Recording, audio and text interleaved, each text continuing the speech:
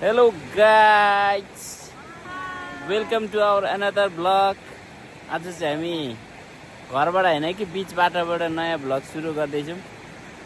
आज हामी कहाँ जाँदैछौँ त साथी हो? यहाँ आज हामी बेलुकाको खाना खाइसके पछाडिको र्यान्डमली साइक्लिङमा निक्लेको छौँ। आशा छ अब यहाँ साइडमा देख्न सक्नुहुन्छ यो चाहिँ निड्डा खोला हो। बाइ द वे रमाइलोसँगले निड्डा खोला बोकिरहेछ। बिस्तारै बिस्तारै सबैजना निक्लिँदैछ। यहाँ निक्लिनुभयो हाम्रो पहिलो प्रस्थान गर्दै हुनुहुन्छ उहाँ, दोस्रो जाँदै हुनुहुन्छ जोसफ। जोसफ छिटाउ, म मेरो हिँडिसक्यो। उहाँ पर मेरो छोरो छ, जेठो छोरो, कान्छो छोरो पर चढिसक्यो। अब चाहिँ हामी यहाँबाट बाटो लाग्दैछौँ। Okay, see you. सो अब चाहिँ हामी लाग्यो बाटो। यो हामी यसले जुन निड्डा खोला छ। Joseph side side side, Joseph side.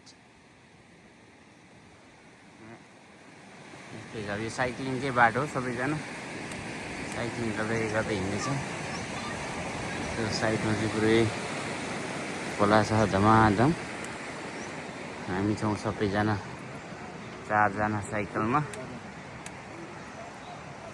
यहाँ हुनुहुन्छ मेरो कान्छी छोरी, जेठी छोरी कल्पना। यतापट्टि चाहिँ मेरो एकमात्र धर्मपत्नी गाउँदै हुनुहुन्छ, उहाँ हुनुहुन्छ अर्को जेठो छोरो। यता चाहिँ मेरो कान्छो छोरो बसिरहेछ। सो यो सबैजनाको प्यारेन्ट्स चाहिँ मै हुँ है, by the way I am the only one. अब यो बाटो हामी कता लाग्छौँ त? सिधै यही बाटो जाने कि ओके? गरारे गरारे यहीँबाट जाउँ, यहीँबाट। ल हिँड अन्त, पारि नि हिँड, कम घुमाएर आऊ। ल जाने क्रममा हल्का साइकलमा समस्या पनि आयो। अब उहाँले चाहिँ हेरिदिँदै हुनुहुन्छ। यो समस्यालाई चाहिँ के भन्न चाहनुहुन्छ? परि आइलाग्छ, यस्तो त सामान्य हो। ए कस्तो कस्तो आउँछ यो। ए ल त नि। नामसाङ नामसाङ। त्यो अहिले चाहिँ हामीले साइकल बनाएर लागिसक्यौँ। अहिले हामी खास यता जाने भनेको थियौँ, तर अहिले फेरि सिधै यहाँबाट टक्क यहाँ पर चाहिँ घोडाहरू बस्ने तबेला जस्तो रहेछ त्यहाँनिर। सो देख्न सक्नुहुन्छ त्यो घोडाहरू भएको ठाउँ। सो हामी चाहिँ त्यहीँ जाँदैछौँ। अहिले एकछिन त्यहीँ पुग्छौँ। रात पनि पर्न लाग्दैछ, त्यस कारणले गर्दा मान्छेहरू सबजना बत्ती बालेर कुदिरहेछन्। तर हामी चाहिँ हाम्रो नेपाली भएर आउँछौँ। न बत्ती न शक्ति हुने, तर सनसक्तिको बत्ती मेरो बाइक, मसँग छैन बत्ती। सो बेला बेला मलाई पनि त हेर्नु पर्यो होइन, यसरी कुद्दैछु म पनि ट्याक्कसँगले जाँदैछौँ हामी। अब एकदम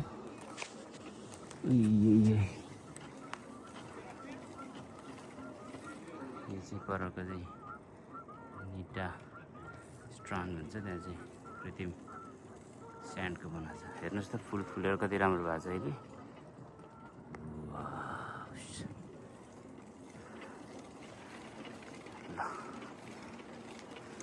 यस्तो छ यो बाटो चाहिँ हाम्रो प्राय पहिला हिँड्ने बाटो। यो चाहिँ घोडा कुदाउने बाटो हो सबै।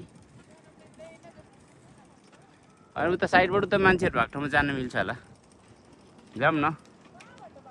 यहाँ तल, अलि तलबाट हो।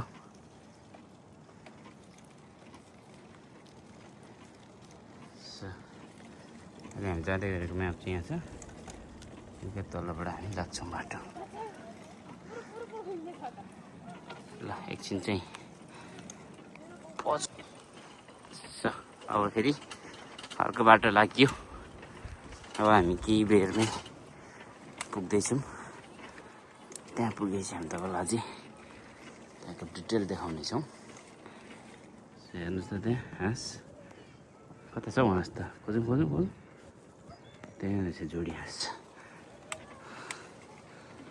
राम्रो छ नि ठाउँ त होइन? यहाँ के स्टेज हो कि के बनाउनुलाई मेटल बनाएको छ फुल फुलेर ढुट्टो छ यो त स्टेज यो त चेन्ज गर्न आँटे जस्तो छ नि यिनीहरूले हो पोल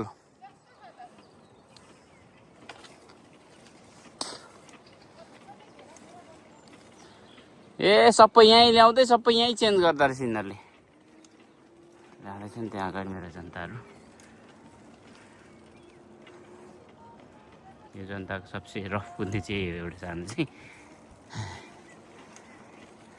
साइक्लिङ हामी साइक्लिङको ब्लग अहिलेसम्म आएको थिएन प्रोभाब्ली हाम्रो पहिलो साइक्लिङको ब्लग होला है त सो अब हामी ठ्याक्कै पुगेर घोडा भएको ठाउँकोबाट भिडियो सुरु गर्छौँ है त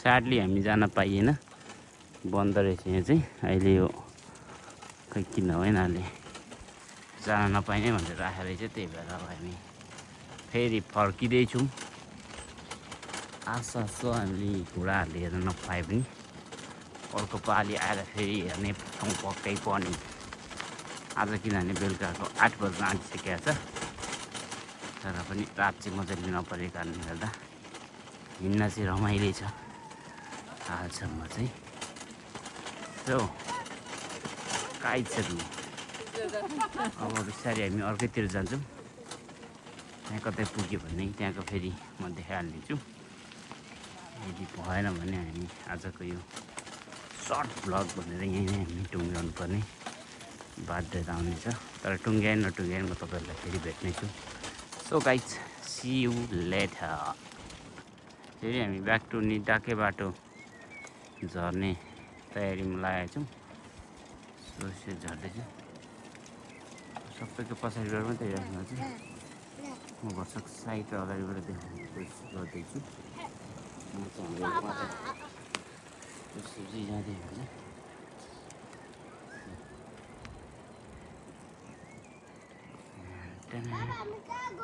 हामी यत्तिकै आइनफाक हामी हान्दै क्या रोमिङ एराउन्ड ल अब अर्कोतिर हामी पुग्छौँ होला यो एकरो के हेरेर हुन्छ नि बाटो सिउ लेटर सो यहाँ बाटो चाहिँ पुरै कम्प्लिट बन्द रहेछ अब हामी चाहिँ फेरि यतातिर लाग्छौँ सो यताबाट चाहिँ बिस्तारै हामी हाम्रो घरतिर पुग्नेवाला छौँ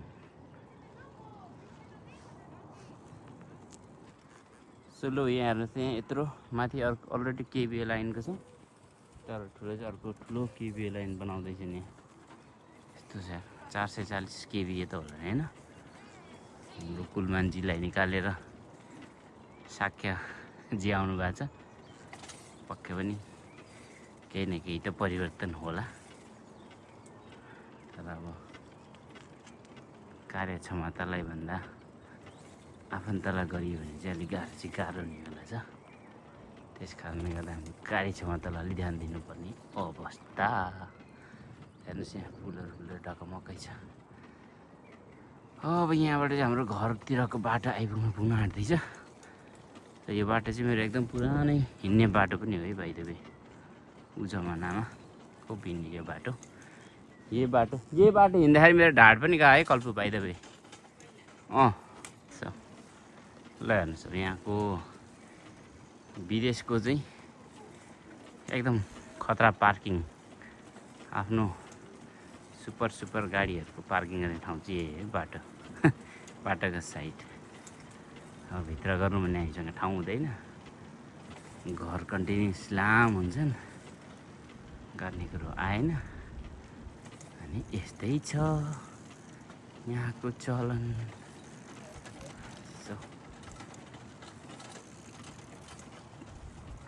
यो चाहिँ सानो एउटा प्राइभेट बाटो भएको ठाउँ हो यो सब गाडी आइरहेछ ल